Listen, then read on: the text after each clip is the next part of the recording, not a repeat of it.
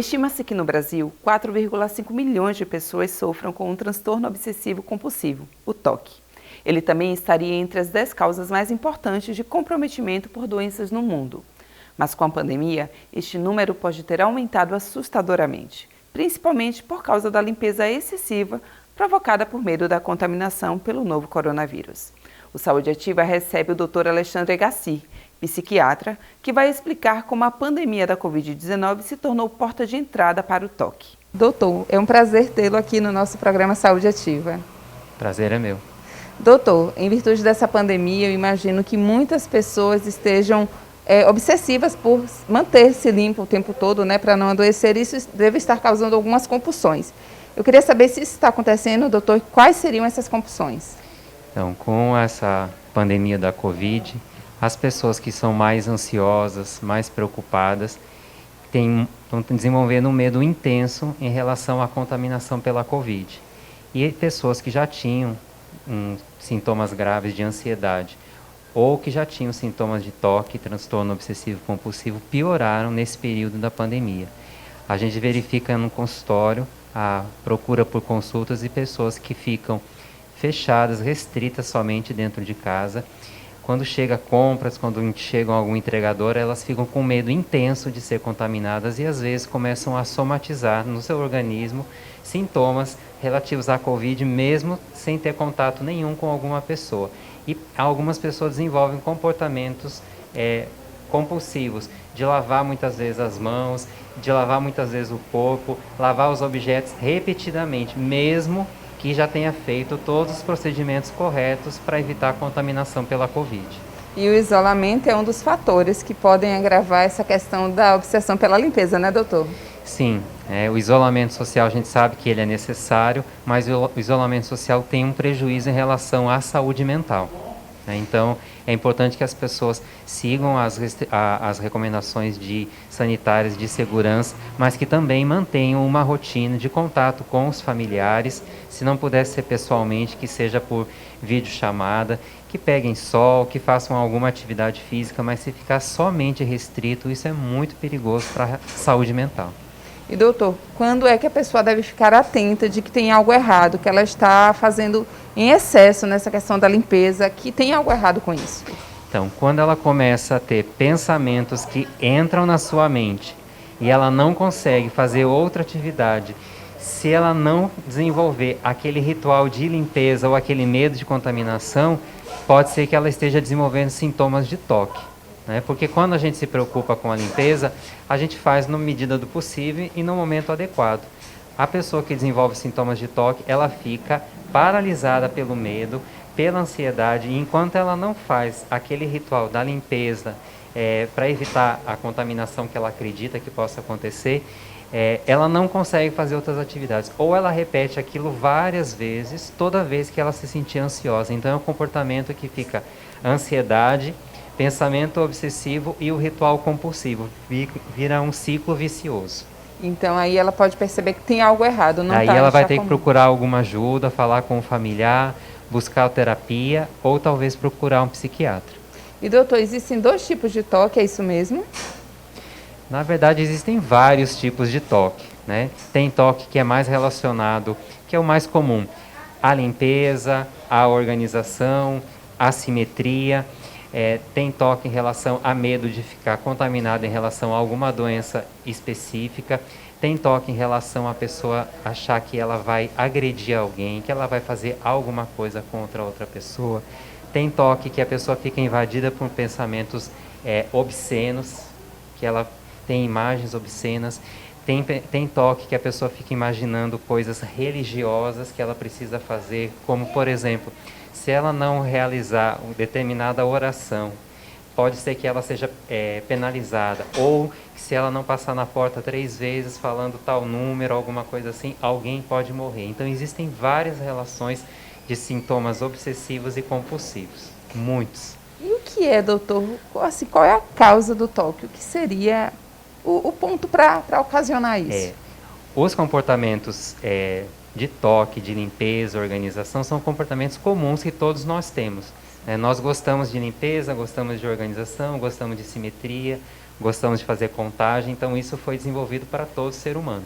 Algumas pessoas têm hiperativado alguns circuitos no cérebro que vão desde a parte mais profunda do cérebro, que são os gânglios da base, até a parte do córtex frontal, que é a parte do planejamento. Então tem pessoas que têm isso hiperativado. E pode ser até genético, pode ser familiar, porque se encontra mais casos de toque dentro de famílias. Entendi. Doutor, outra coisa, as pessoas que estão exageradamente lavando as mãos, algumas delas com toque, isso pode ocasionar algumas alergias pelo uso excessivo do álcool? Essa é a parte dermatológica que a gente verifica no toque, né? Algumas pessoas desenvolvem lesões e alergias, né? Mas além desse comportamento, desse comprometimento dermatológico, a pessoa às vezes perde horas do seu dia simplesmente nesse ritual. É muito comum a gente ver pessoas que têm toque, por exemplo, de verificação. Será que eu fechei a torneira? Será que o gás está fechado? A pessoa leva de 1 a 2 horas para conseguir sair de casa para poder ir trabalhar. Então ela perde muito tempo do seu dia. E às vezes uma pessoa com toque pode levar até 10 anos para ser diagnosticada, para ela reconhecer que tem o toque e ela procurar o tratamento. Então é um prejuízo social muito grande. E aí vai para uma outra pergunta também, doutor. Muitas pessoas que têm um toque, sabem que tem algo errado, talvez não saibam que é necessariamente o toque, elas ficam muito envergonhadas, às vezes, de contar para outras pessoas. E isso pode ocasionar até outros danos. De que forma até as famílias podem ajudar essas pessoas? Isso, né? Isso que você falou é importante, porque a imensa maioria das pessoas que tem toque, ela reconhece que aquilo é exagerado, de que aquilo não acontece para a maioria das pessoas e que ela tem um comportamento que é excessivo, mas mesmo assim elas se sentem angustiadas com isso. O que tem que se verificar dentro da família é se a família já não percebeu que o indivíduo tem o toque e a família às vezes acaba se adaptando e se acomodando ao toque, permitindo, por exemplo, que ela lave várias vezes as mãos, que ela repita aqueles rituais. Então, às vezes, a família já está adoecida pelo toque porque ela entre aspas, se adaptou à doença do paciente, né? Isso também é ruim porque quando a gente trata alguém com toque, a gente tem que verificar como que a família está se comportando também. Porque a família às vezes tem que ser tratada junto. Porque ela acaba se acostumando e acha que aquilo é comum. Comum. E, doutor, o toque ele pode ocasionar outros problemas na vida da pessoa? Sim, é muito comum que tenha outros transtornos associados, que a gente chama de comorbidade.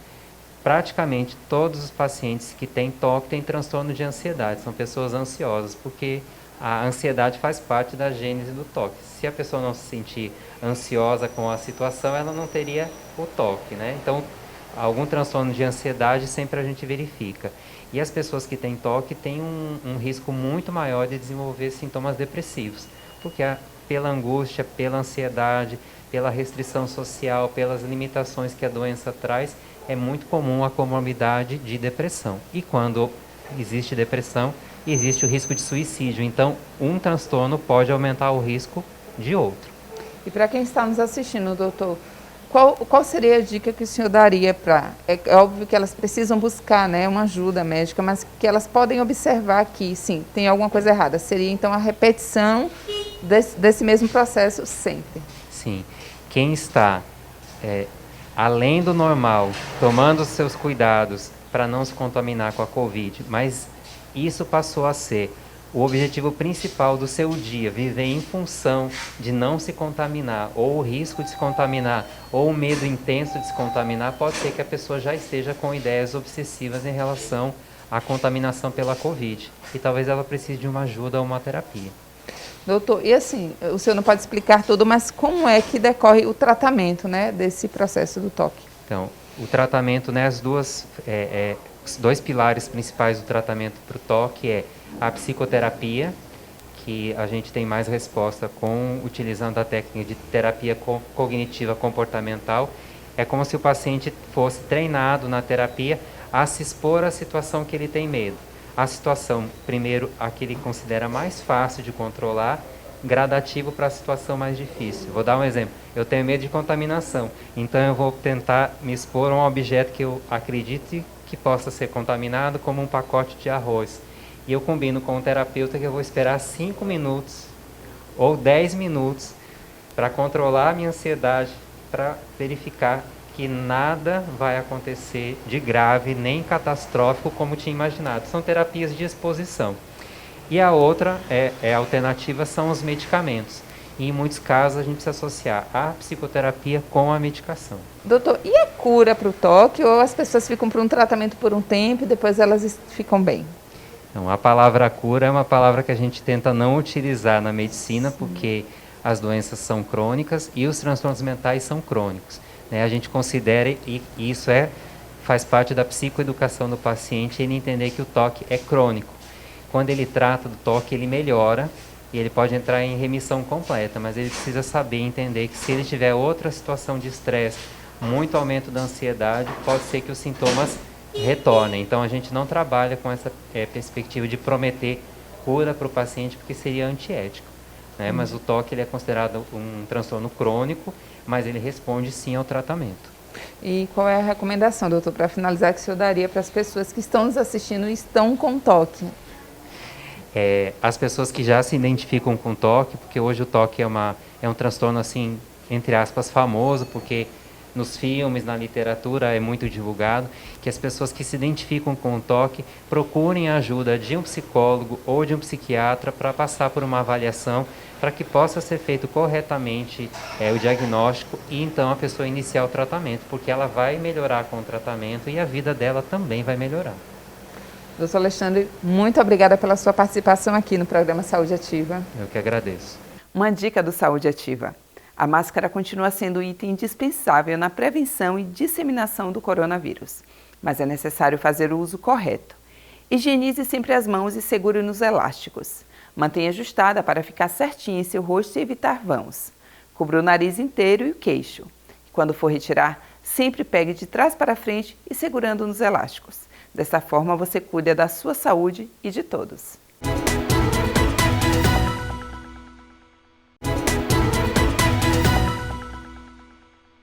Diferente do que muitos pensam, podologia vai muito além da estética.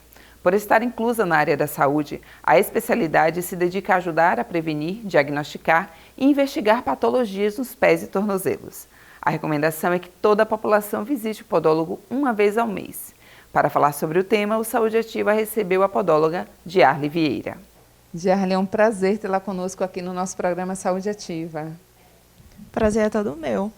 Diarle, fala pra gente, é verdade que os pés podem dar sinais de que há algo errado no nosso corpo? Sim, muito. Principalmente questão emocional. Influi muito no ressecamento dos pés.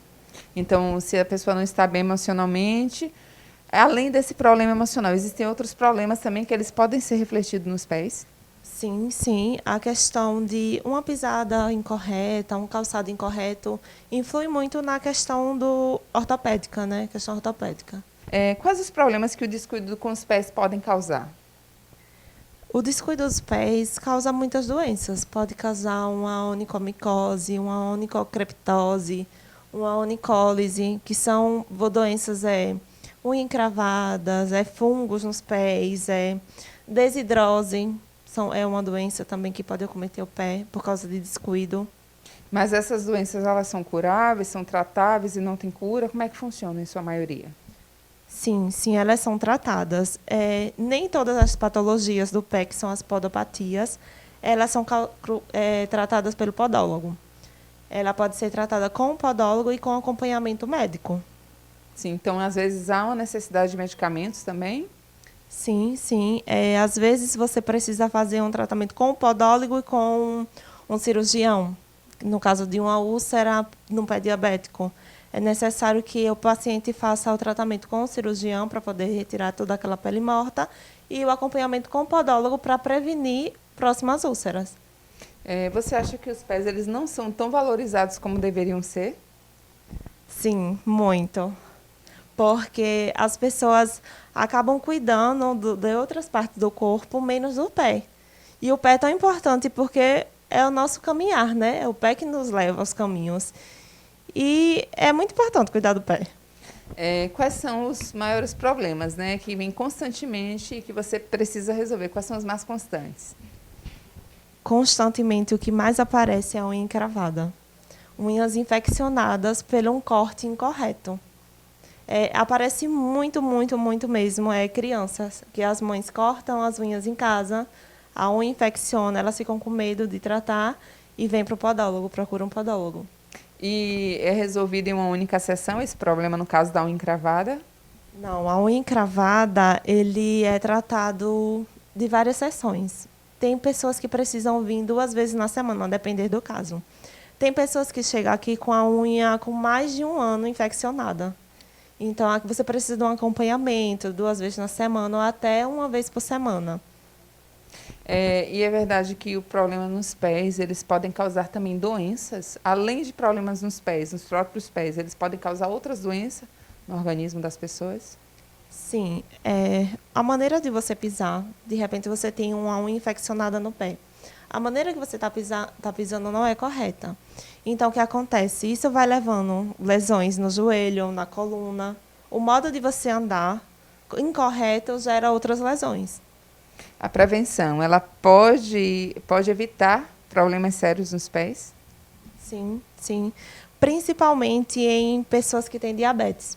Pés diabéticos é de fundamental importância ter o acompanhamento de um podólogo. Mas quais os cuidados que você indicaria, tanto para as pessoas que são diabéticas, quanto para as pessoas que não têm nenhum problema? Qual o cuidado que você indicaria para elas terem diariamente?